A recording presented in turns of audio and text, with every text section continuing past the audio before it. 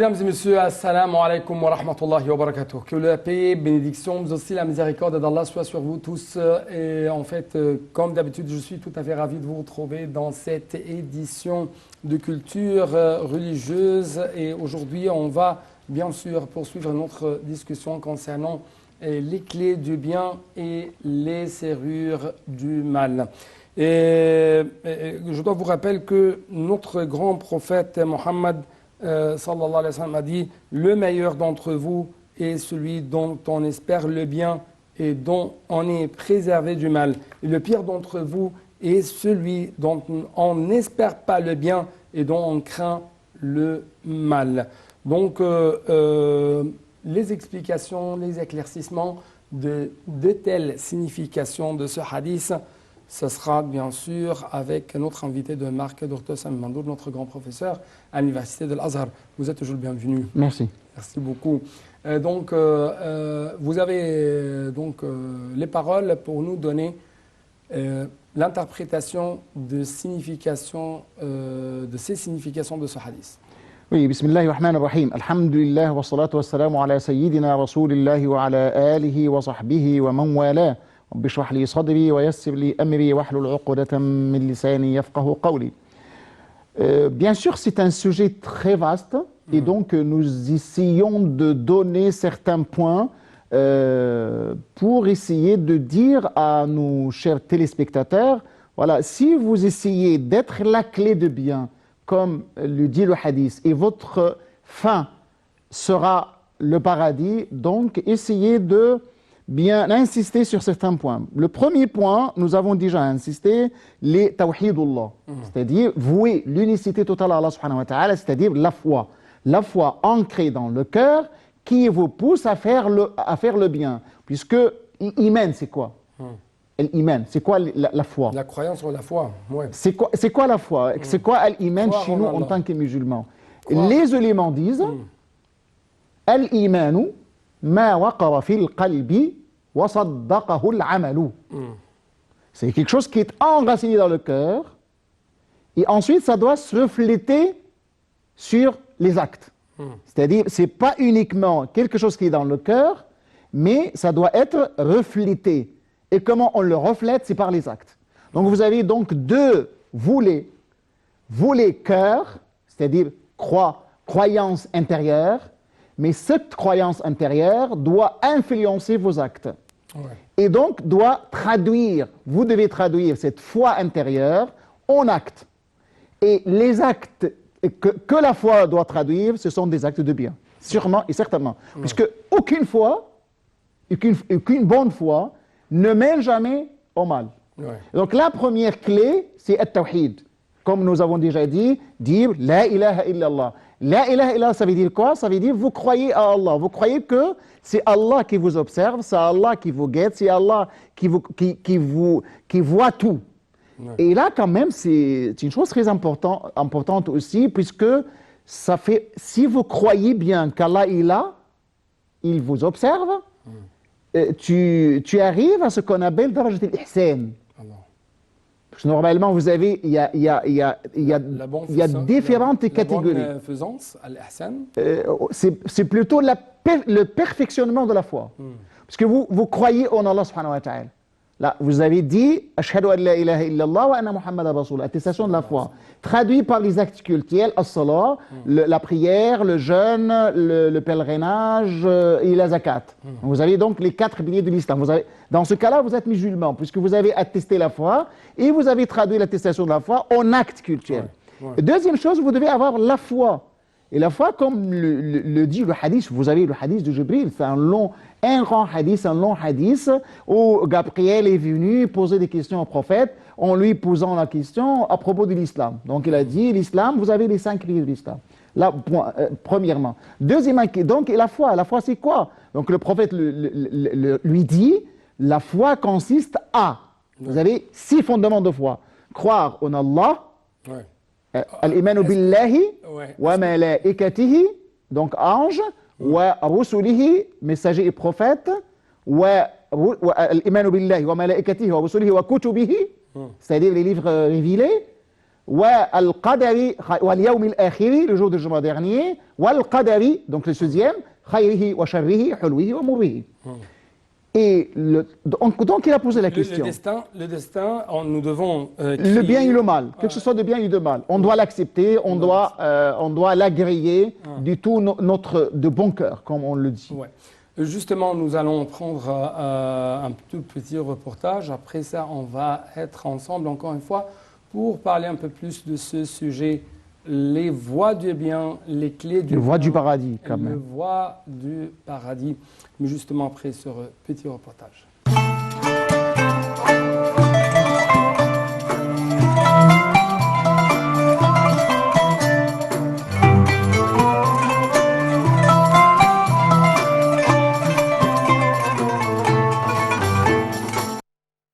La religion islamique est à la fois une croyance et une législation et manifeste une totale perfection dans l'un et l'autre de ces deux aspects.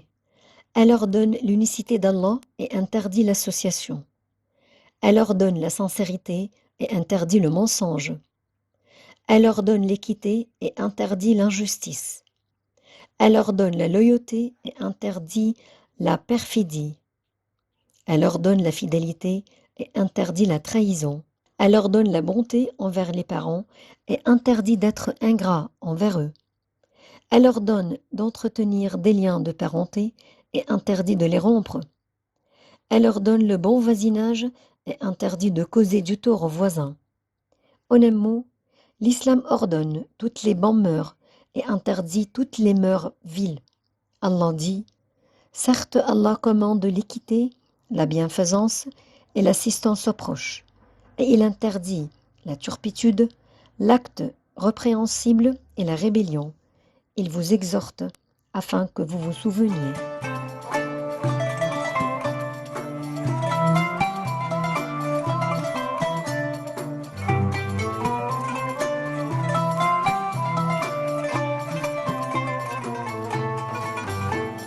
Donc, chers téléspectateurs, toujours nous parlons des voies, des moyens qui nous mènent au bien et qui est bien sûr la finalité de l'islam.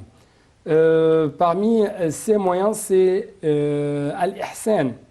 Et bien sûr, nous devons savoir un peu plus d'explications, un peu plus d'informations en ce qui concerne al-ihsan et comment al-ihsan va nous mener enfin au paradis. Vers le bien, oui. Oui, bien sûr, comme vous l'avez déjà dit, on parle de l'ihsan, puisque nous avons parlé de l'islam, donc c'est un degré. Deuxième, l'iman, c'est un autre degré. Donc vous avez 5 piliers de l'islam, 6 piliers de la foi. Donc si on a tous ces éléments-là, bien sûr, ça nous mène, certes, à être bienfaisant, à être muhsin. Donc c'est le deuxième degré par lequel le musulman doit passer pour arriver, pour atteindre la satisfaction d'Allah subhanahu wa ta'ala et atteindre même le paradis. Puisque le troisième degré dont parle le hadith de Gabriel, l'archange Gabriel, vous avez al-ihsan. Et donc quand il a posé la question au prophète Mohammed sallallahu alayhi wa sallam, et qu'est-ce qu'al-ihsan? C'est-à-dire le perfectionnement. Comment perfectionner notre foi? On était musulman, on est musulman et on est croyant. Mais comment être muhsin? C'est-à-dire comment perfectionner notre foi? Dans ce cas, le prophète lui a répondu par une réponse catégorique, une réponse très importante, puisque si on a bien compris cette réponse, on fait toujours de bien et on s'interdit de faire le mal, puisque le prophète lui dit أن تعبد الله كأنك تراه فإن لم تكن تراه فإنه يراك. C'est-à-dire, tu adores Allah subhanahu wa ta'ala comme si tu le vois. Si tu ne le vois pas, فإن لم تكن تراه, Allah subhanahu wa ta'ala, il te voit. Donc là, moi, en tant que musulman, je dois toujours mettre dans l'esprit Allah subhanahu wa ta'ala. C'est-à-dire, je dois ressentir la présence d'Allah subhanahu wa ta'ala dans tous mes actes. Si j'ai bien ce sentiment, cette évocation, donc dans ce cas-là, je ne pourrai jamais faire de mal et je fais toujours de bien. C'est pour cette raison le prophète a dit An ta'budallaha ka'annaka tara. Et là, ça nous rappelle un autre hadith. Quand le prophète a demandé à quelqu'un des compagnons, s'appelle Harissa, comment vous êtes devenu Haritha le matin? Donc le matin, comment vous êtes devenu? Donc Harissa a dit, j'ai devenu croyant. Et donc croyant, mais attention Harissa, vous avez dit croyant, et parce que chaque mot, chaque parole a une vérité. Et quelle est la vérité de votre parole, de votre foi? Et donc Harissa a dit une parole très importante, puisqu'il rejoint à ce qu'on a dit par rapport au hadith du prophète Mohammed sallallahu alayhi wa sallam sur Al-Ihsan. Et donc Harissa a dit, j'ai connu mon Seigneur, Araftu Rabbi. Et donc la première clé dans votre vie, la première clé de bien, et la première et presque la dernière, c'est connaître Allah subhanahu wa ta'ala. Puisque si vous avez bien connu Allah, il y a Allah qui appelle à tout bien et vous appelle aussi à éviter tout mal. Donc dans ce cas-là, vous ne devez jamais faire que le bien. Et donc, araftu rabbi, fa'adma'tu nahari wa ashartu layli, c'est-à-dire j'ai fait le jeûne le jour et j'ai fait la nuit en faisant la prière devant Allah subhanahu wa ta'ala. Et ensuite, pas uniquement ça. Si j'ai commencé à faire ces actes de bien, ces actes cultuels, et donc, dans ce cas-là, j'ai atteint un degré de proximité du Seigneur, et comme si je voyais la trône de mon Seigneur. Et comme si je vois Allah subhanahu wa ta'ala, ça revient au hadith de Gabriel. وَكَأَنِّي أَنْظُرُ إِلَىٰ عَرْشِ رَبِّي وَكَأَنِّي أَنْظُرُ إِلَىٰ أَهْلِ الْجَنَّةِ. Comme si je regardais les gens de paradis qui se rendent visite à l'intérieur du paradis. Et comme si je vois même les gens de l'enfer qui se bousculent à l'intérieur de l'enfer. Donc vous avez les deux chemins.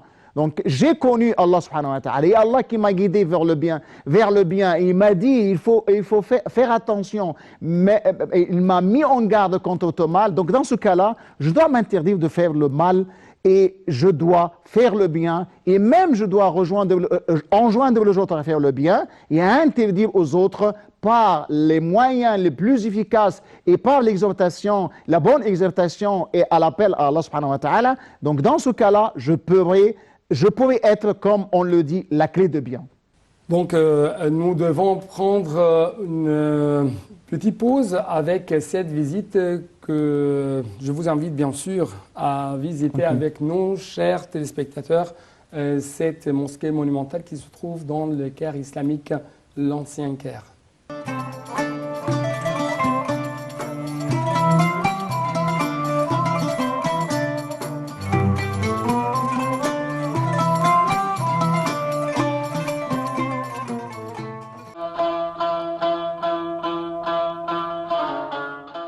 La rue d'El Morez est la rue la plus ancienne du Caire.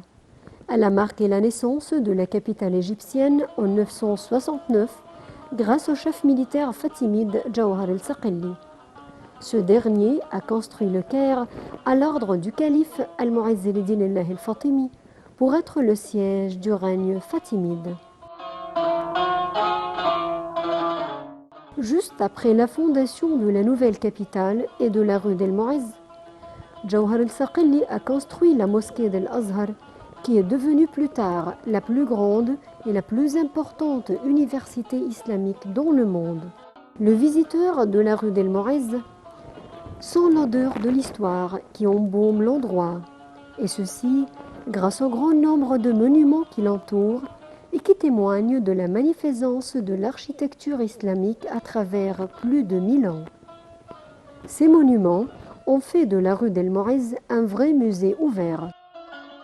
Grâce à sa position au centre du Caire et dans la région d'El Azhar, une des régions commerciales les plus importantes de la capitale, la rue d'El Morez est considérée comme un souk et des milliers de visiteurs s'y rendent chaque jour, non seulement pour y faire du tourisme, mais aussi pour faire des achats. La rue d'El Mourez est l'artère principale du Caire dès sa fondation. Elle regorge des monuments des différentes ères islamiques en Égypte, fatimides, ayyoubides, mamelouks et ottomans. À l'époque fatimide, ayyoubides et mamelouks, il y avait des traditions pour passer dans la rue d'El Mourez, notamment pour les bêtes qui portaient des marchandises sur leur dos. Il était obligatoire que ces marchandises soient couvertes et les bêtes portaient une sorte de couche pour les animaux pour ne pas polluer la rue par leurs déchets. Le gouvernement exigeait à l'époque des propriétaires des magasins de mettre des lanternes pour illuminer les rues durant la nuit. Ils devaient aussi mettre des grandes jarres remplies d'eau comme mesure préventive contre les incendies. À l'époque du calife Al-Hakim Ba'amrillah, il était interdit que quiconque passe par la rue sur une bête. On fermait la rue entre les deux palais du calife Al-Mu'izz et celui de son fils après la prière du soir jusqu'à la prière de l'aube. Comme on vient de mentionner, la rue d'El Mourez renferme des monuments de différentes ères de règne islamique en Égypte. Par la suite, on y trouve des styles architecturaux variés. Quand les Fatimides se sont installés en Égypte, un nouveau style architectural y est apparu.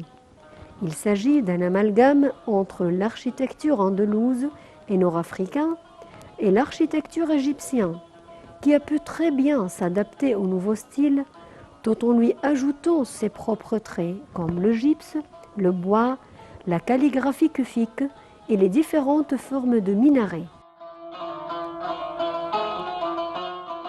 Bien que l'époque des Ayyoubides ait été plutôt une époque de guerre et de résistance contre les croisés, l'architecte égyptien nous laisse un patrimoine distingué. Et la rue d'El Mourez renferme plusieurs monuments remontant à cette ère, comme les écoles Salihiyya et Kaméliyya. Les Ayyoubides ont régné sur l'Égypte 80 ans seulement. Toutefois, ils ont laissé des traits artistiques qui ont influencé l'architecture égyptienne, comme les dômes en pierre et en bois, ainsi que l'utilisation du cuivre et des vitraux, outre le mosaïque doré utilisé dans les mihrabs. L'époque des Mamelouks maritimes, qui ont régné sur l'Égypte près de 132 ans, a représenté l'ère dorée de la rue d'El Mourez. À cette époque, les sultans se sont concurrencés dans la construction des édifices, notamment les complexes monumentaux qui se composent d'une mosquée, d'une école, d'un khanqa, d'un hôpital et d'un dôme tombal, comme le complexe du sultan Qalaoun et celui de son fils An-Nasir Mohammed ibn Qalaoun.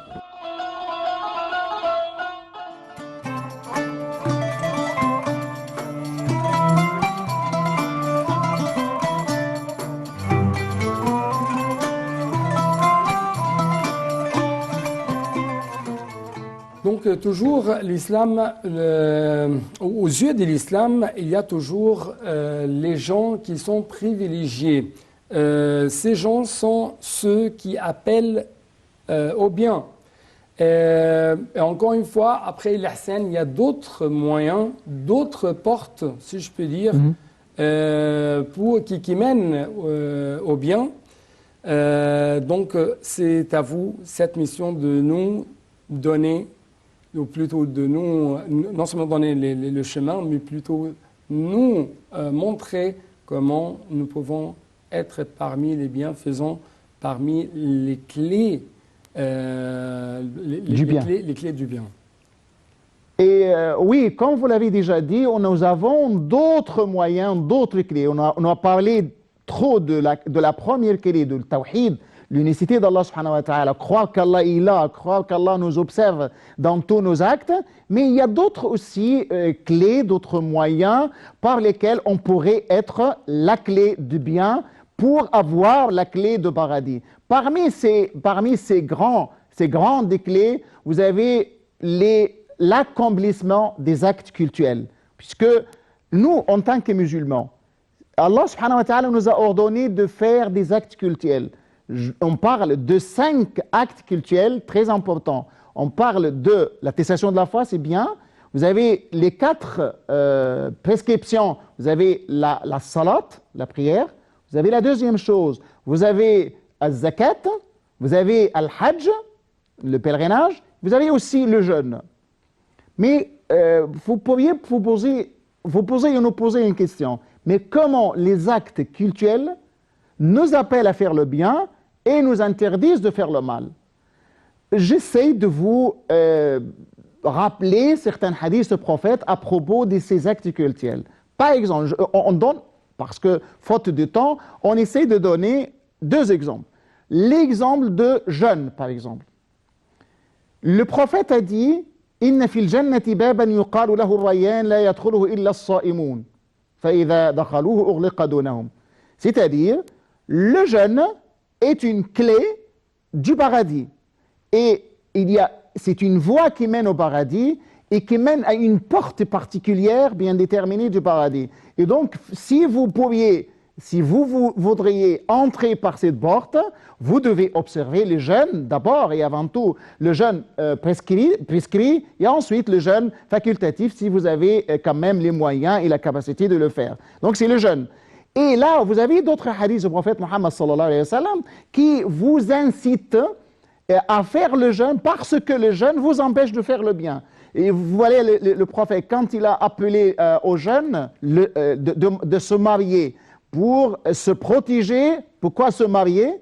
Pour se protéger contre, pour ne pas faire de la fornication, pour se protéger, pour être chaste, pour préserver leur chasteté. Et donc le prophète leur a dit, Ya ma'ashara al-shababi, man istata'a minkum al-ba'ata falyatazawwaj. Celui qui a le moyen de vous marier, donc qu'il se marie. Celui qui a le moyen, les capacités physiques et financières de se marier, qu'il se marie. Mais s'il ne peut pas, s'il n'a pas les moyens, qu'est-ce qu'il doit faire? Il doit observer le jeûne. Pourquoi le jeûne? Parce que le jeûne, c'est-à-dire, le prophète le dit, parce que le jeûne va l'empêcher de faire le mal, va être une protection pour lui. Et donc là, si le jeûne empêche de faire le mal, bien sûr, il nous mène à faire le bien. C'est pour cette raison le prophète a dit فَإِذَا كَانَ صَوْمُ يَوْمِ أَحَدِكُمْ فَلَا يَرْفُثْ وَلَا يَفْسُقْ. C'est-à-dire, si vous êtes jeune, le jeûne vous interdit de dire des propos obscènes, de faire tort à quelqu'un d'autre. Donc là, dans ce cas-là, le jeûne vous empêche de faire le mal et vous appelle bien sûr à faire le bien. De la même manière, vous avez la prière. Nous avons déjà dans le Coran Inna as-salata tanha 'anil fahsha'i wal munkar. Le Coran est catégorique.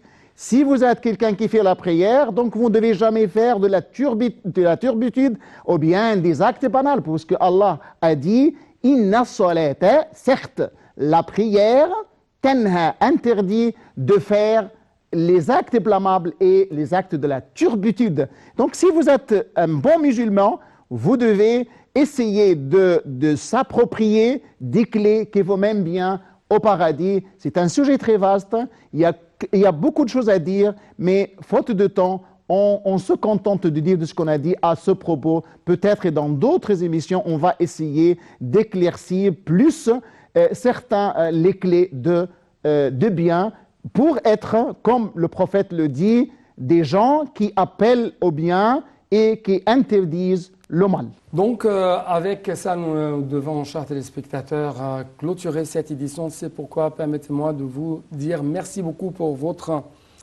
explication. Merci. Je vous en prie.